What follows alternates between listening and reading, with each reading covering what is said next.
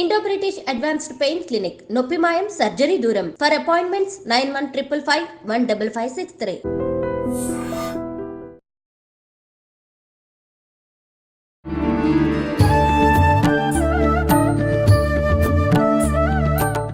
నమస్కారం, welcome to I dream. ధర్మ మార్గం విత్ విజిత కార్యక్రమానికి స్వాగతం. అయితే ప్రస్తుతం మనతో పాటు ఉన్నారు శ్రీ శ్రీ శ్రీ గురు కరుణామయ్య గారు. వారు ఎన్నో సంవత్సరాల నుంచి ఎంతో మందికి శ్రీ విద్యా ఉపాసన గురించి కానీ, శిక్షణ గురించి కానీ చాలా మందికి సలహాల రూపంలో, వారి మంచి మాటల రూపంలో మంచి మంచి విషయాలు తెలియజేస్తూనే ఉన్నారు. వారితో మాట్లాడి ఇప్పుడు మనం కూడా మరిన్ని విషయాలు తెలుసుకుందాం. మనకున్న సందేహాలన్నింటినీ కూడా నివృత్తి చేసుకునే ప్రయత్నం చేద్దాం. నమస్కారం గురువు గారు. బాగున్నాను, మీరు ఎలా ఉన్నారు? అమ్మ దయ వల్ల బ్రహ్మాండంగా ఉన్నారు. అవును, మీరు ఎప్పుడు చక్కగానే ఉంటారు నవ్వుతూ. గురుగారు, క్వశ్చన్ ఏంటంటే, మనం ఇంతకుముందు కూడా చాలాసార్లు మాట్లాడుకున్నాం, కానీ చాలా మంది చాలా రకాలుగా ప్రస్తుతం చెప్తున్నారు. మళ్ళీ ఒకసారి ఇంకా డీటెయిల్గా తెలుసుకోవాలనిపించింది. బ్రహ్మ ముహూర్తం. అయితే బ్రహ్మ ముహూర్తంకి చాలా విశిష్టత ఉంది అని చెప్పి, ఏంటి ఆ విశిష్టత? మళ్ళీ ఆ సమయంలో మనం చేయాల్సిన పనులు కొన్ని ఉన్నాయి, చేయకూడని పనులు కొన్ని ఉన్నాయి అని చెప్పి అంటుంటారు. అసలు ఏంటి ఆ పనులు? బ్రహ్మ ముహూర్తం అనేది సూర్యోదయానికి ముందర. ఆ లెక్కలేవో కొంతమంది అరగంట అంటారు, కొంతమంది 30 అంటారు, 3:30 గంటలు అంటారు. అది ఏదవని సూర్యోదయానికి ముందర. ఎందుకంటే కాలాన్ని బట్టి మనం చెప్పాలి. ఇప్పుడు ఐటీ ఫీల్డ్ బిజీగా ఉంటారు, రాత్రి యుఎస్ కాల్స్ అటెండ్ అవుతారు. వాడు నేను 3:30కి లేమంటే ఏం చేస్తారు? చేత మధ్య మార్గంగా చెప్పుకోవాలంటే సూర్యోదయానికి ముందర ఓ అరగంట ముందర అనుకోండి. ఆ టైంలో బ్రహ్మ ముహూర్తం అంటారు. బ్రహ్మకే, సృష్టికర్త బ్రహ్మకే ఆయన ఒక మంచి ముహూర్తంలా తీసుకున్న అంటే ఎంత శక్తివంతంగా ఉంటుంది. బ్రహ్మ ఏం చేస్తాడు? సృష్టి చేస్తాడు. అంటే మనలో సృజనాత్మక శక్తి ఎక్కువ రావడానికి. మన లైఫ్ చూడండి, పొద్దున్న లేవగానే కడిగిన మొహాన్నే కడగడం, తాగిన కాఫీ తాగడం, కట్టిన చీర కట్టడం, అదే స్టూడియోకి రావడం, అదే వీడియోస్, ఇంకోటి రొటీన్ అయిపోయింది.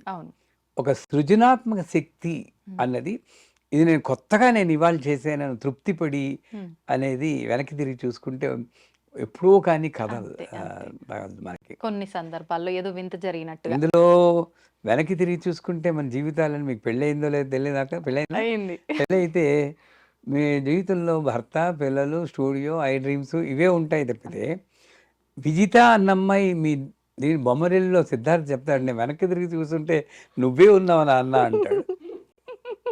అంతే, మనందరం సిద్ధార్థులమే. అవును, ఇది వెనక్కి తిరిగి చూస్తే నేను ఉండను. నా పిల్లలు, నా భర్త, నా భార్య, నా వర్క్ అని. అదే సృజనాత్మక శక్తి మాట అటుంటే అసలు నేనే లేను. అలాంటి వాడికి ఒక సృజనాత్మక శక్తిని కలిగించడానికి అనువైనటువంటి సమయం. ఎందుకన్నారు? యోగపరంగా చూస్తే సూర్యుడి యొక్క కిరణాలు, తెల్ల కిరణాలు భూమిని తాగినప్పుడు మాయాశక్తి వస్తుందని అంటారు. ఎర్ర కిరణాల వరకు పర్వాలేదు, అంటే ఎరుపెక్కిన అరుణోదయం అంటారు చూడండి, అప్పుడు పర్వాలేదు. తెల్లబడింది అనుకోండి, మాయ వస్తుంది. మీరు గమనిస్తే సూర్యోదయానికి ముందరే ఒక అరగంట ముందు లేవండి, మీకు ఏమీ తోచదు, అబ్బా అలా ఉందాం అనుకోండి, లేదా బయటికి వెళ్ళి అలా అనిపిస్తుంది. అదే సూర్యుడు తెల్లబడిన, అమ్మో పని మనిషి ఇంకా రాలేదు, లేట్ అయిపోయింది. ఎందుకు వస్తుంది అది? అవును, తెల్లబడేటప్పటికీ మనకి మాయ, అంటే ప్రాపంచికంలో పడిపోతాం. మాయ అంటే ఏమండి? ప్రాపంచికంలో పడతాం, ఇంకా వేరేదేది తోచదు. అంచేత నేను అసలు చెయ్యాల్సిన పని ఏదో ఒకటి ఉంది, నేనైనా మీరైనా భూమి మీదకి వచ్చాక, ఇది కాదు, అది నాకు గుర్తు చేసే సమయమే బ్రహ్మముహూర్తం. నేనెవరిని, నేను ఎందుకోసం వచ్చాను, నేను కొత్తగా ఈ ప్రపంచానికి ఏం తేగలను. ఓషో అని ఒక ఆయన ఉన్నారు, పేరు విన్నారా? పూణే, ఆయనకి చెడ్డ పేరు ఉందనుకోండి, బట్ గొప్ప ఫిలాసఫర్.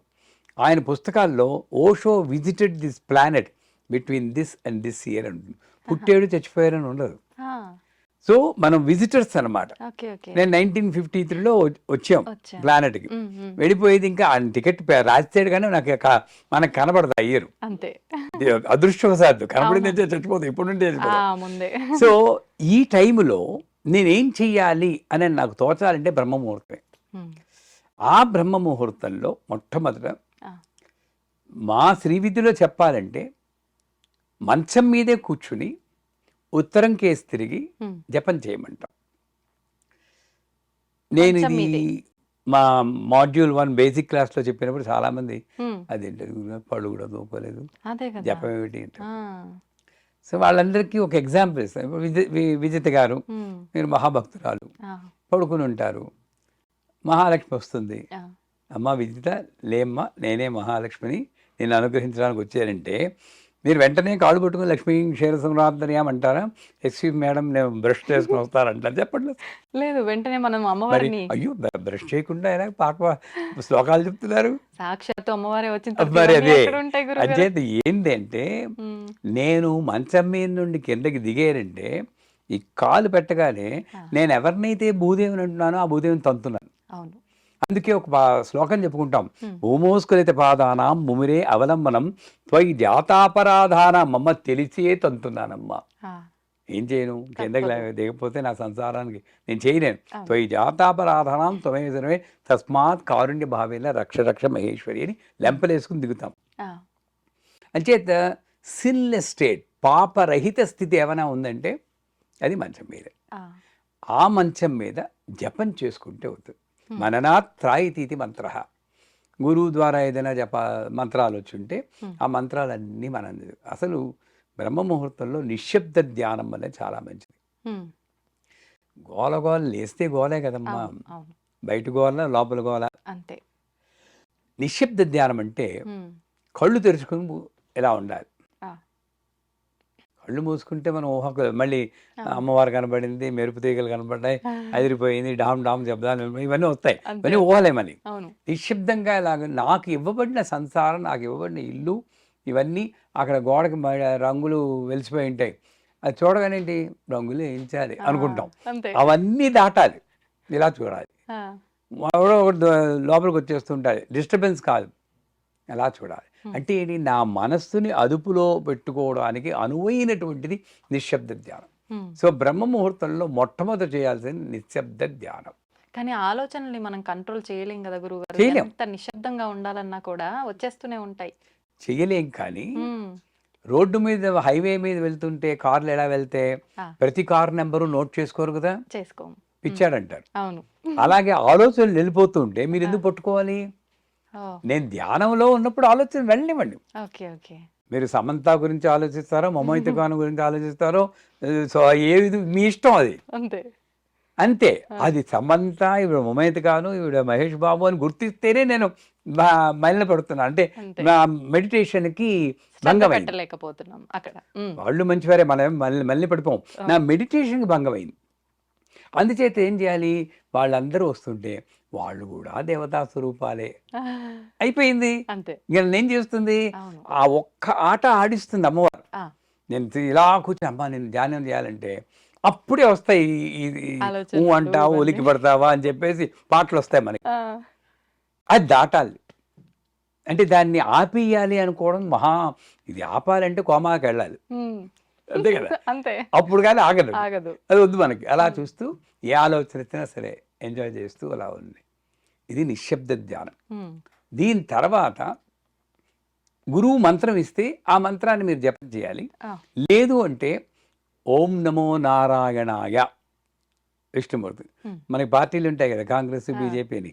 విష్ణుమూర్తి పార్టీ అయితే ఓం నమో నారాయణాయ. శివుడు గారి పార్టీ అయితే ఓం ఓం నమః నమః శివాయ. శివాయ. ఏం చేస్తాం మరి తప్పదు. అంతే. అంతే. ఎవరికి ఇష్టం వచ్చిన పార్టీ వాళ్ళ లీడర్ పేరు వాళ్ళు చెప్పుకుంటారు. ఇక్కడ కూడా రాజకీయాలు. మనకి ఆ! బాబోయ్!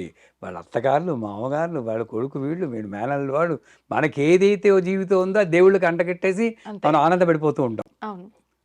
సో, ఎవరికి ఆనందం కలిగించే మంత్రాన్ని లేదా ఓం హ్రీం హౌం నమః శివాయ అని ఉంది. హ్మ్. ఆ మంత్రమైనా చెప్పుకుంటే హ్మ్. ఆ సమయంలో నమ్మకం. మన మతం అంటే ఏంటి? నమ్మకం. నమ్మకం. మతం అంటేనే నమ్మకం.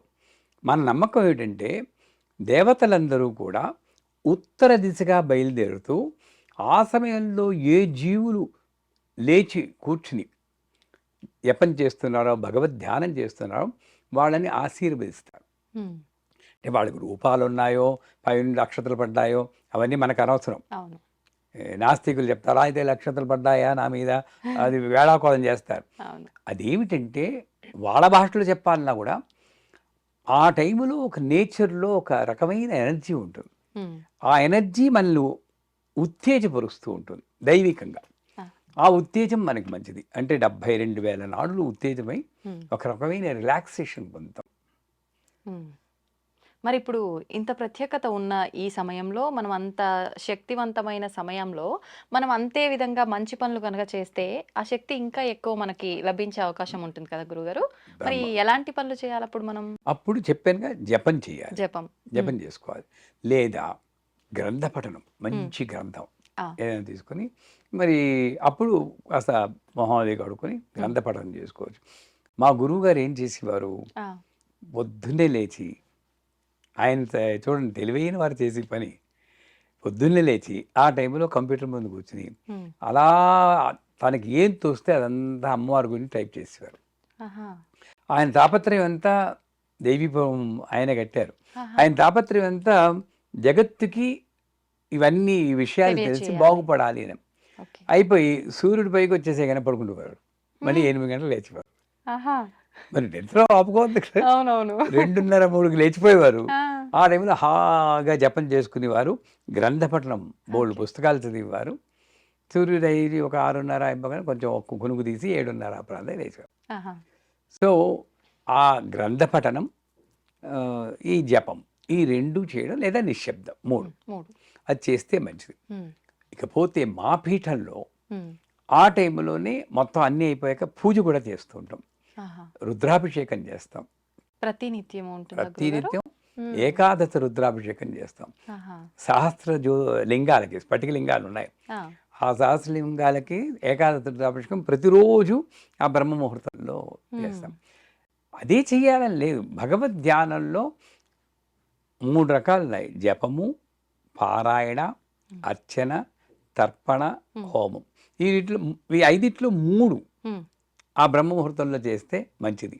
ఆ! జపం ఇందాక చెప్పాం. అవును. పారాయణ పారాయణ. ఏదో ఒక గ్రంథ పఠనం. అవును. భగవద్గీత చదువుకోండి, రామాయణం చదువుకోండి, హ్మ్. లలిత సహస్రనామం చదువుకోండి.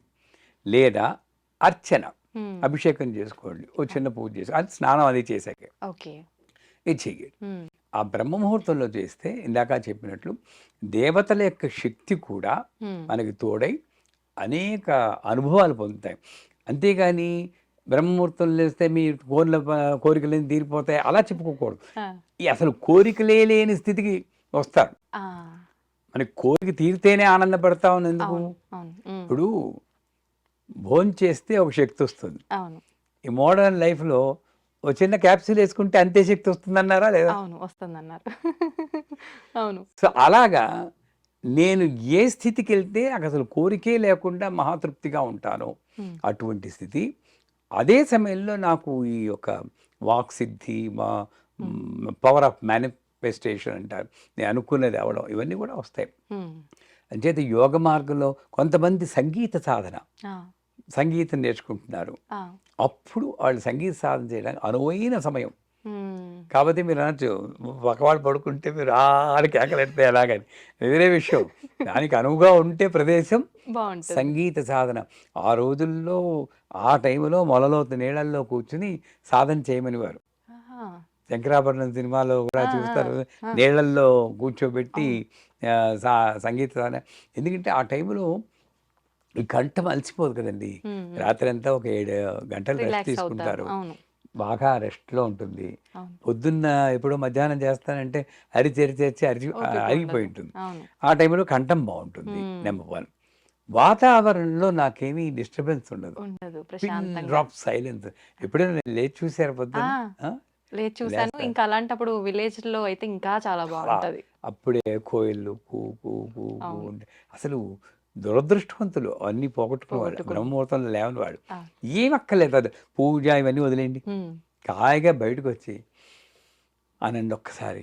ఊపిరి ఏ ప్రశాంతంగా కారు బయటికి పీల్చుకోవడం. రాదు. పొల్యూషన్ ఉండదు. అవును. అవునా కాదా? నిజమండి. సౌండ్ పొల్యూషన్ లేదు. అవును. ఎయిర్ పొల్యూషన్ లేదు. లేదు. ఆ టైంలో మీరుంటే ఆరోగ్యం గూడా బాగుపడుతుంది. హ్మ్. దేవుడి మాట ఉంటుందండి. ముందు అవును. ఆరోగ్యం బాగుపడుతుంది. హ్మ్. ఫ్రెష్ ఎయిర్ గాలి. అప్పుడు యోగా చేసినా కూడా మంచిదే. ఓకే. యోగాసనాలు వేస్తారు ఆ! కొంతమంది. నేను చిన్నప్పుడు వేసేవాడిని. 20 అప్పుడే యోగాసనాలు వేసేవాళ్ళం. ఆహా! శీర్షాసనం, హలాసనం, ధనురాసనం ఇవన్నీ. హ్మ్. అప్పుడేస్తే బాడీ బాగా ఫ్లెక్సిబుల్గా ఉంటుంది, ఫ్రెష్గా ఉంటుంది, కనుక ఫోకస్ బాగా ఉంటుంది. అంచేత టూకీగా చెప్పాలంటే నువ్వు ఏ ఉపాసన చేయదలుచుకున్నావో, గాన ఉపాసన కానీ, నృత్య ఉపాసన కానీ, పాండిత్య ఉపాసన కానీ, దైవ ఉపాసన కానీ, ఏ ఉపాసన యోగోపాసన కానీ చేస్తే ఆ టైంలో మీరు ప్రాక్టీస్ చేస్తే చాలా మంచిది. అందుకే విద్యార్థులను కూడా పేరెంట్స్ లేపి చదువుకో, పొద్దుగాల తెల్లారుజామున చదువుకుంటే బాగా గుర్తుంటుంది అనేవారు.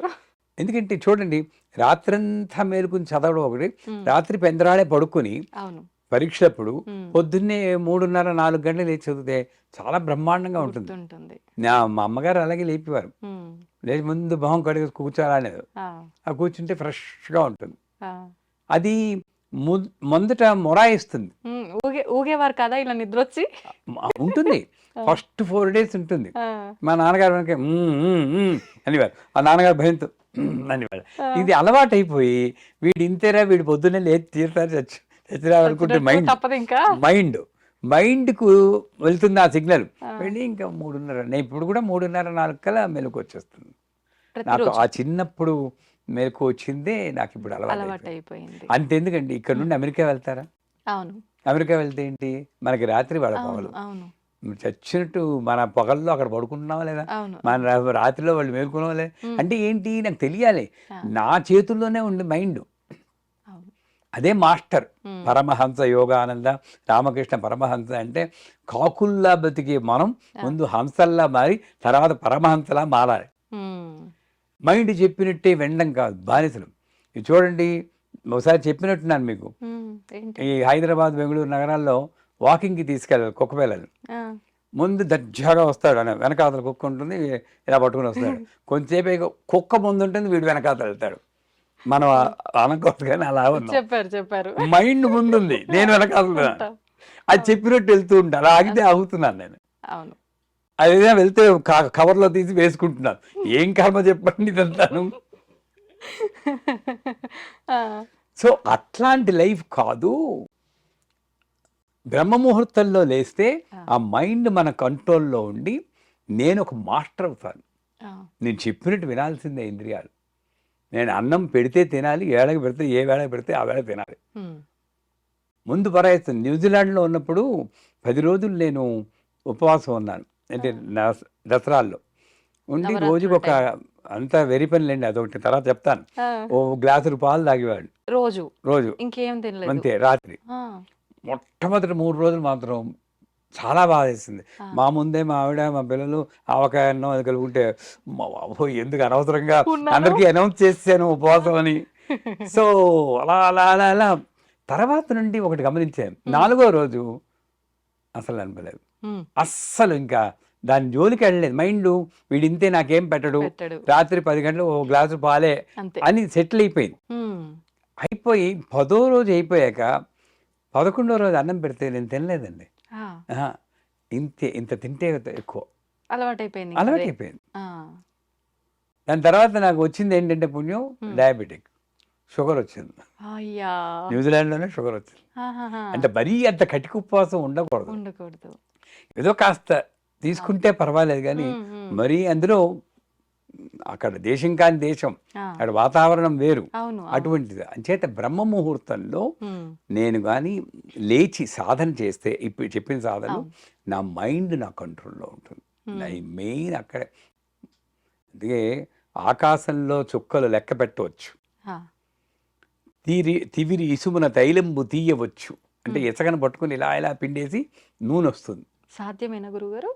అదైనా సాధించవచ్చు. అంత కష్టం. నాస్తికుడైన రాజు ముందు దైవ స్తోత్రాలు చేసి వాడిని మెప్పించవచ్చు. ఇది అదుపులో ఉంచుకోవడం మాత్రం సాధ్యం కాదు. కరెక్ట్. అది అదుపులో ఉంచుకోవాలంటే బ్రహ్మముహూర్తంలో లేవాలి. మరి చేయకూడని పనులు ఏమైనా ఉన్నాయా? చేయకూడని పనులు ఏంటి? అప్పుడే ఇంకేమున్నాయండి? నాకు నా యొక్క ప్రాపంచికానికి కానీ ఆధ్యాత్మిక కానీ అడ్డొచ్చే పనులు, నా దృష్టిలో పాపం అంటే అదే. ఎవరు లిస్ట్ లేదు, చేయకూడదు పనులు. అప్పుడు వచ్చి నెట్ఫ్లిక్స్ తీసి నిన్ననే సినిమా వచ్చింది ఓటీటీలో అని ఆ సినిమాలు చూస్తూ ఉంటారు. అటువంటి చేయకూడదు. గట్టిగా మాట్లాడడం, ఆ రోజు లేచిపోతారు కొంతమంది, అవును, అవును. కానీ ఈ వంటింట్లోనూ అటు ఇటు తిరుగుతూ గట్టిగా కేకలేస్తారు. అదేమవుతుందంటే వాతావరణంలో, ఒక నిశ్శబ్ద వాతావరణంలో ఉమ్. ఒక యోగం ఉంటుంది. అది ఓంకారంతో సమానం అంటారు. ఆ. ఆ శబ్దం, అన్ని శబ్దాలు ఓంకారంలో లైవతే, ఓంకారం నిశ్శబ్దంలో లైవతే, నిశ్శబ్దానికి అవతల అమ్మవారు ఉందంటారు. ఉమ్. ఇది అసలు ఈ సత్యం తెలుసుకుంటే అది తెలుసుకుని కేకలు అరుపులు లేకుండా ఉమ్. ప్రాపంచికమైనటువంటి విషయాలు తక్కువ చేస్తే, ఆ. అంటే ఏమిటి, ఆమ్, మ్, కంప్యూటర్ మీద పని చేసుకోవడాలు అవును. అలాంటివన్నీ కాకుండా ఉమ్. అదేంటి భుక్తి, ఆ ఉమ్. భుక్తులన్నీ పక్కన పెట్టాలి. ఆ. నాకు నేనుగా ఒక జీవిగా నేను ఉద్ధరింపబడడానికి ఏం చేయాలి, ఇందాక చెప్పాను కదా, అవును, అవును. అటువంటివి చేస్తే మంచిది. నెంబర్ 2, ఇందాక చెప్పినట్టు కేకలు అరవటం. పెట్టడాలు కానీ ఉమ్. గట్టిగా అరవడాలు లాంటివి చేయకూడదు. ఉమ్. నెంబర్ 3, ఉమ్. నేను లేచేసాను కదా అని కొంతమంది పక్క మీదే ఉమ్. అటు ఇటు దొల్లుతూ ఉంటారు. మీరు ఆ. గమనించారు లేదు, అవును, అవును. లేచిపోయాను లేస్తారు కానీ మంచం నుంచి దిగరు. దిగరు, ఉమ్. దొల్లుతూ ఉంటారు. అవును. ఇటువంటి బద్ధక పనులు, బద్ధకాన్ని ప్రేరేపించే ఎటువంటి పనులు ఉమ్. మనం చేయకుండా ఉంటే మంచిది. బాగుంటుంది. అంటే బ్రహ్మగారి యొక్క ముహూర్తంలో నేను ఆయనకి తగినట్లు నేను ఉండాలి. నా చర్యలు ఉండాలి. సంతోషం గురుగారు, చాలా చక్కగా వివరించారు. ధన్యవాదాలు. ఓకే.